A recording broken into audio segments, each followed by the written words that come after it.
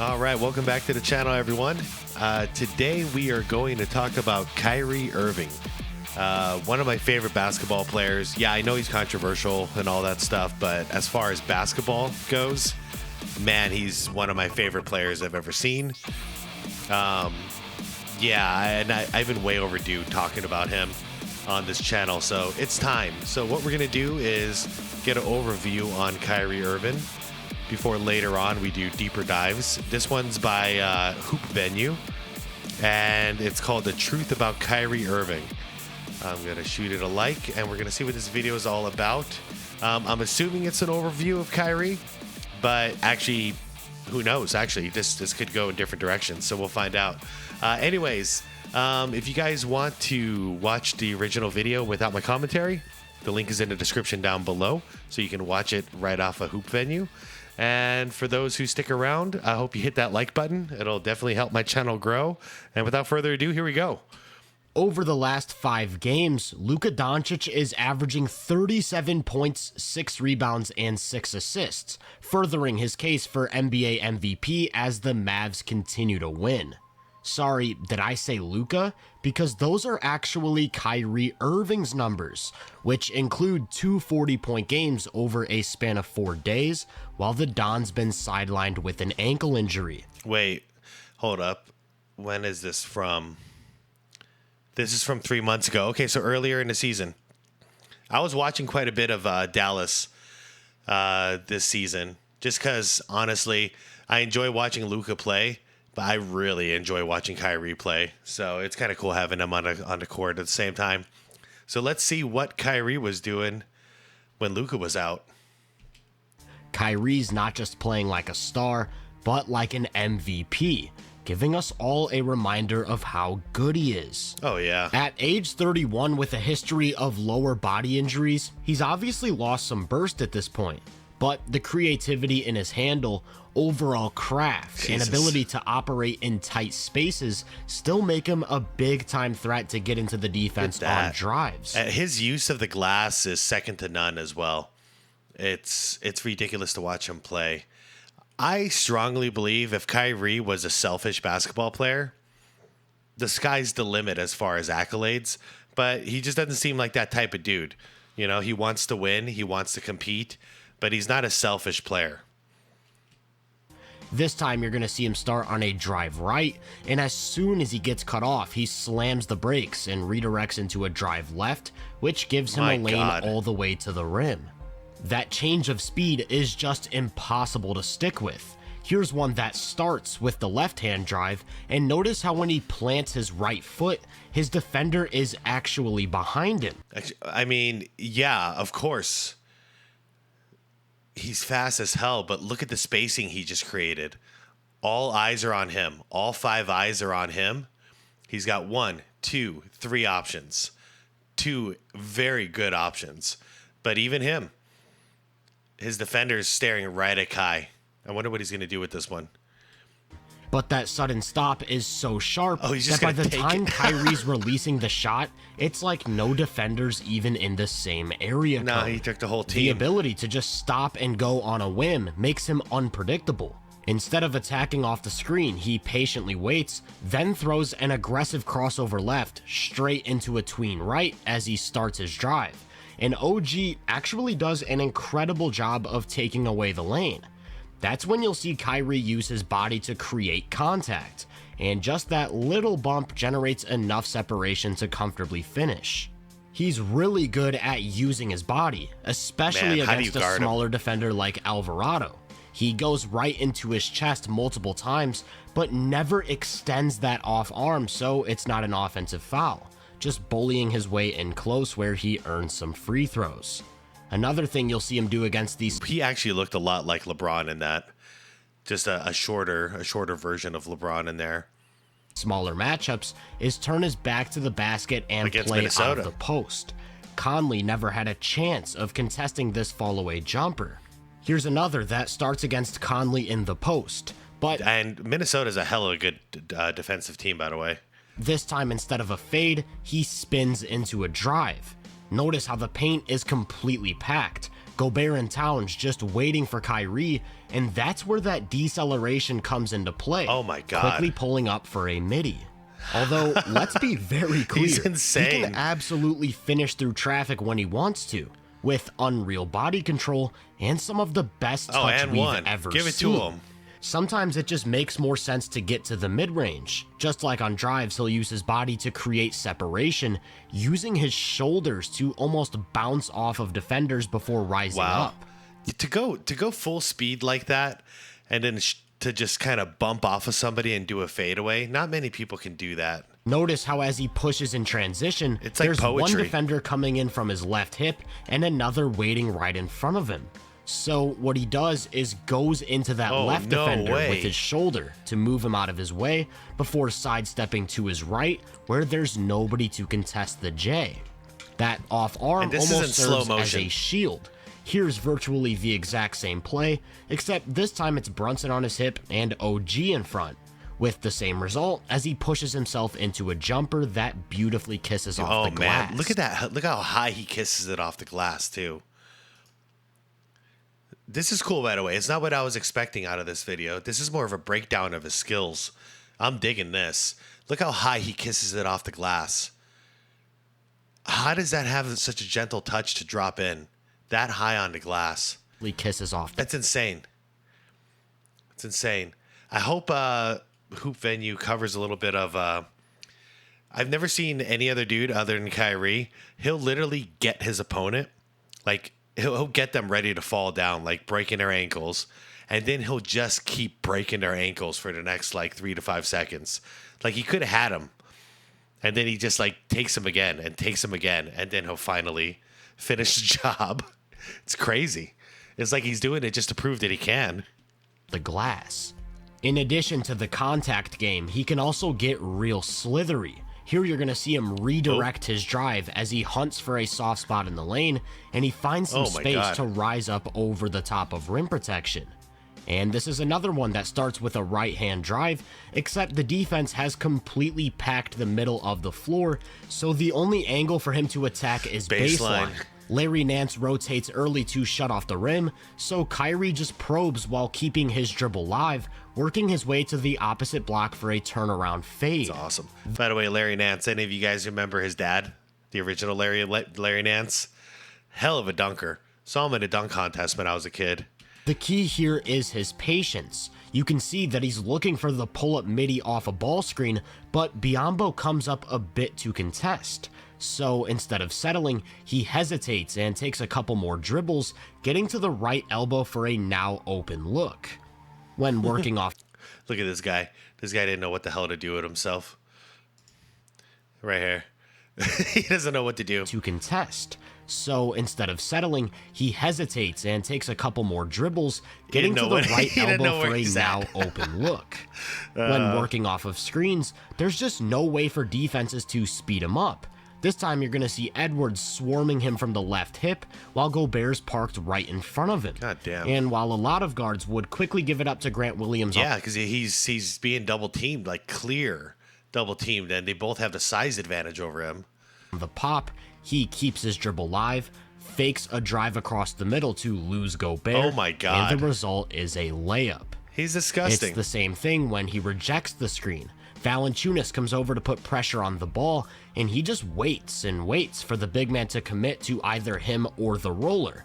And when he drops back, that's his cue to drive into a floater. Man. The way Kyrie uses his handle to hunt for space allows him to counter more aggressive coverages. Hartenstein is all the way out near half court, and instead of quickly giving up the ball to Williams, again you're going to see him keep the dribble live. He brings those two defenders with him as he seeks... It's so crazy. Yeah, both defenders assumed he was going to give up the ball, so they weren't ready. So they hesitated. Again, you're going to see him keep the dribble live. Look, yeah, he's about to backpedal. He's about to backpedal and head backwards because he's like, of course he's going to give it up. Look, two giants on him. What's he going to do? He brings those two defenders with him as he seeks out a lane, and eventually he finds it from the left wing, disregards easily the pick. getting by the big man before shedding a third defender with some beautiful footwork. It's insane. When he... It's, you know, like the best way I can describe the way I see Kyrie's game is like the Matrix. when Neo becomes the one or whatever, and everything starts going in slow motion for him. So he's just like, he's one step ahead, even though it looks like he's going lightning speed, because he is in reality. Mentally, he's seeing everything happen in slow motion. So he's always one step ahead of whatever's coming at him. That's how I see Kai. Like, he's got a special gift. He really does. He knows that a big is coming up to meet him off a screen. He'll often turn the corner with speed so that he can attack them in space. I think it goes without saying that they are not guarding that. And when the Knicks eventually switched to a drop coverage in an effort to protect Hartenstein from being attacked, that just left Kyrie with space to pull up for a three. Yep. The off-the-dribble three-point shooting opens up so much for his game. Yeah, I he's already deadly. mentioned the ball screens, where if given any sort of room, he'll just torch defenses from outside. But I think it's most lethal when he's going to work one-on-one. Oh, yeah. And that's because he can... I don't know a better one-on-one player. Do you guys? I don't know if I've ever seen a better just straight-up one-on-one player. And I'm not talking like, you know, like a Michael Jordan or Kobe Bryant. Like them, it's different. But as far as this guy has a size disadvantage and he can get by anybody. He just has to meticulously break them down. And that's something special that, you know, I'm the biggest Jordan fan out there. But, dude, Jordan didn't have handles like this. You know, Jordan couldn't methodically break down somebody and make them fall on their ass at will. That's a Kyrie thing. Jordan obviously had many skills Kyrie didn't, so this is not a comparison whatsoever. He's my GOAT, obviously. But Kyrie's he's just different, man. One-on-one, I'd shit my pants. Get into the shot in so many different ways. Bang. This time it's a step back, and as long as he can see the hoop, it's a good look. On this one, you're going to see him throw a right-hand hesitation as if looking to drive, and OG drops back, leaving more than enough space for him to comfortably pull up. Yeah, it looked like he was about to go here's another play penetrate that there. also starts with a right-hand hezi, but Tillman doesn't drop, so he instead turns it into a drive, getting right by that defender before shedding a second with a beautiful mid-air adjustment. Unbelievable. You'll see these same things when he's operating from a standstill. He's comfortable setting up anywhere on the floor, whether that's from up top, in either corner, and because of the outside shooting, all it takes is an inch of room for him to get a shot off. And when I say inch of room, I mean that literally, because you'll see attempts where he's absolutely smothered but remains completely unfazed. In these spots, he'll utilize the triple threat position to his advantage by jabbing over and over again so that he can gain just a little bit more separation. It's insane. Defenders, he almost lost his balance on there, but he held it. Have to react to these jabs because if they don't, all of a sudden he's exploding into another drive and pouring in one of those infamously acrobatic buckets. Goddamn, I'm not going to lie. If I was trying to guard him and he did that on me, I'd fall right backwards. Like, that's just a sick, fast move. The ability to apply constant pressure to all three levels and get seemingly wherever he wants with a live dribble keeps the defense in rotation, which then of course frees up the guys around him for high quality opportunities. That patience I keep going back to goes a long way in creating for others. Here's another example against the Pelicans where he waits and waits for Valanciunas to make a decision. And when the big man sticks with him, he moves it back to the screener who's been waiting on an island for an open three. Yeah, no kidding. He'll even use... This is another player with massive gravity. The double team is coming every time. The threat of his scoring to manipulate the defense. By the way, that's part of the reason why I enjoy watching Dallas. I'm not a Dallas fan. I'll never pretend like I am. Except for Jason Terry. You're my fucking GOAT. For what you did to LeBron. Same with you, JJ. And JJ Barrera and Dirk Nowitzki. But this is not about that. I'm not a Dallas fan. I've never been.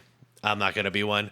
But I do enjoy watching Luka and Kyrie on the floor at the same time, because who are you going to double team? And when you get single coverage with any of these caliber of players, it's disgusting to see what they do. Like, it's it's just ridiculous to watch them play together. My only gripe is Luka is a little too ball dominant. So I wish he would get the ball moving a little more. But that's just because, like, Kyrie's my boy. Here you're going to see one of those bump sidestep middies, but while setting up the shot, he recognizes that Hardaway's all alone in the corner and instead decides to kick it out to the sharpshooter for a practice jumper. That's an unselfish play because he could have hit that mid-range jumper any day of the week. So you've got Good this pass. big-time on-ball creator who can operate from a standstill anywhere on the floor, Jesus including Christ. in the post, but also excels at the high pick-and-roll game, utilizing all three levels, getting his teammates involved. So you put him in a position where he's asked to be the lead creator, and you get these huge numbers. Yeah. Since James Harden was traded to the 76ers back in 2022, Kyrie's played 19 games without Durant or Luka by his side. A true number one. Oh. And in those 19 games, he averaged 30 points and 6.5 assists on 61%. 19. So, yeah, that's 19 games that he's been the number one guy. 30, 6.5 assists, 61% true shooting. It's crazy. And the only time he really got that opportunity was in Boston. But it doesn't seem like he likes that role. See, once again, if he was a selfish player, like I said, he can have any accolades that he wants. He can accumulate like crazy. But he seems to enjoy playing alongside of good players. And he actually works pretty well alongside other stars. But yeah, I think he just wants to win. That's all it is to it. It's obvious to anybody who's watched him play. He can do this at will. You know, he can pull in numbers like this anytime he wants to. But what's that going to do? And true shooting. Those are elite numbers. Yeah, they are. And his teams had a winning record in that time. Now, the way he increases his production when asked to carry a bigger load has, in my opinion, been the catalyst for a pretty big misconception. And that's the idea that he needs the ball in his hands to be successful, which has just never been the case. I actually think he's one of the best off-ball guards in the NBA. Oh, for sure. For one, he's an active mover, always looking for soft spots in the defense to take advantage of so that he can set up quick attacks. And because he's so good at playing on the fly like that, the Mavs will often run him off of screens in set action. This time it's a pin down straight into a 2-dribble pull-up midi. On this one, it looks like they're setting up the exact same action, except this time Kyrie gets top locked off the screen, which he counters with a sharp backdoor cut that sets up an easy 2. Smart basketball. The big thing, though, is the outside shooting. I talked about his ability to knock down threes off the dribble. Oh, yeah. Well, no, he's a hell of a spot-up shooter, too. He's got that element of Steph Curry in his game. Then he's got the mid-range like Allen Iverson.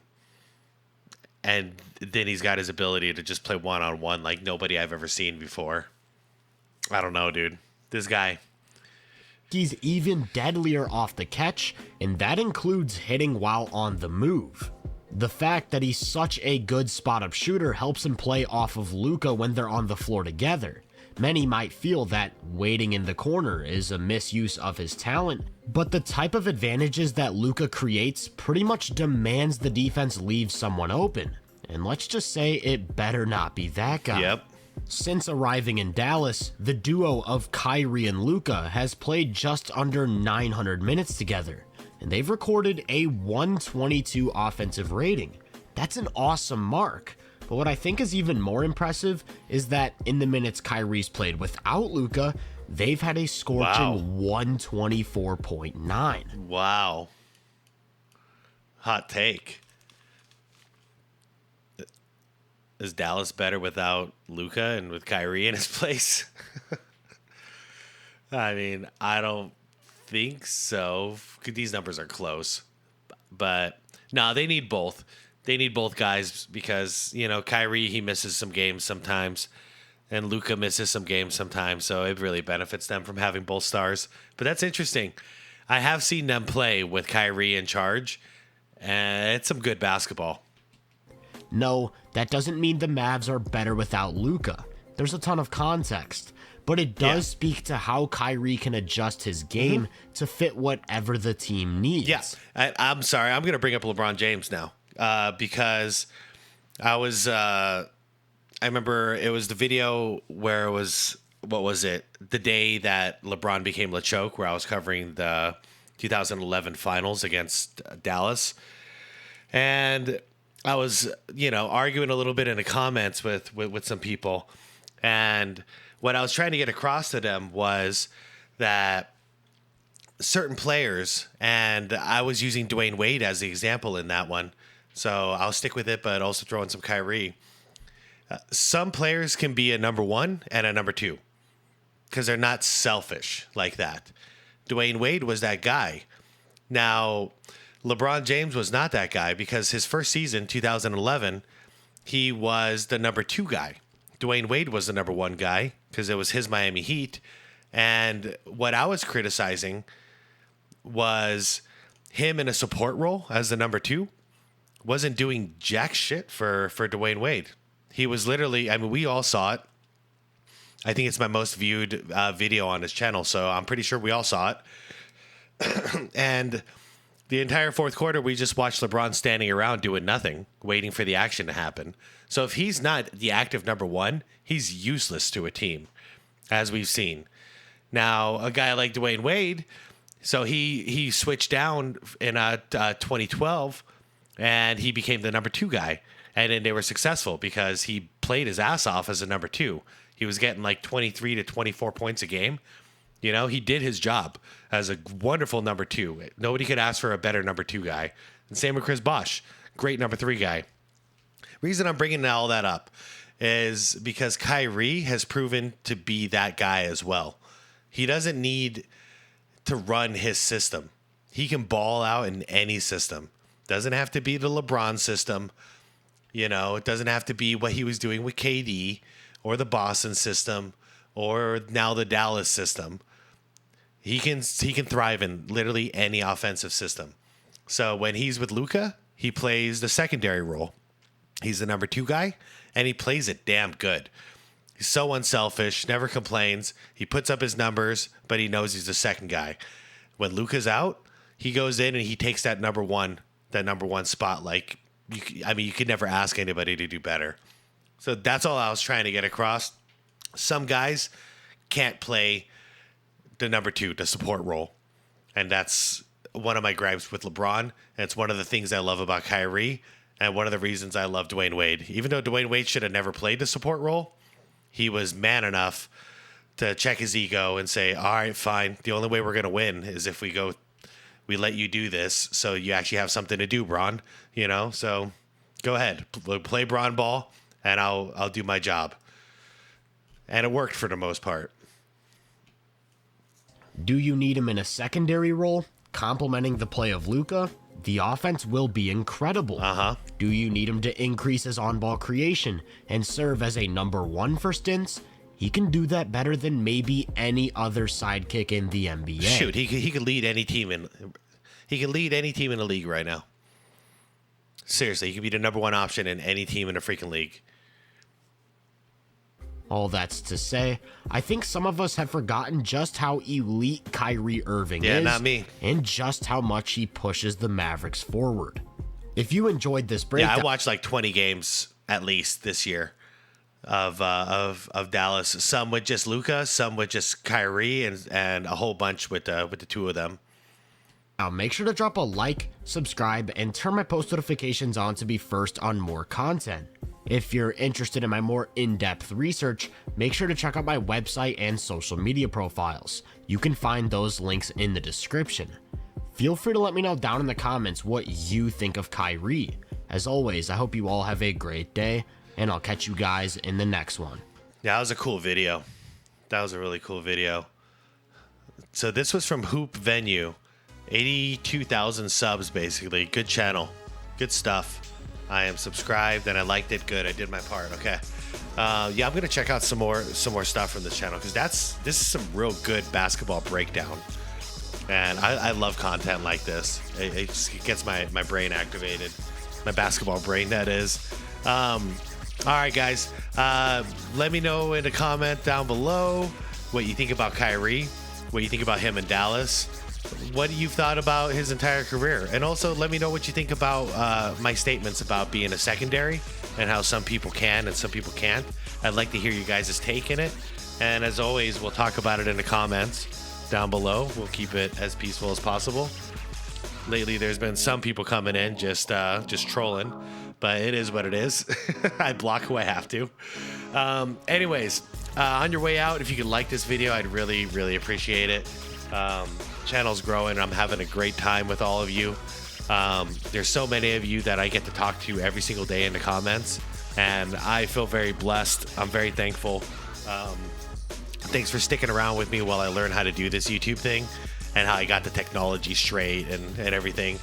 I know some of you were with me when I had like a ton of mic issues and, things were, I was just figuring it out. But, a lot of you guys stuck around during those times. You all know who you are.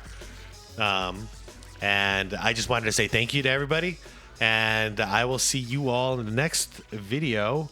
And in the short term, I'll see you in the comments down below. All right. Talk to you soon. Peace out.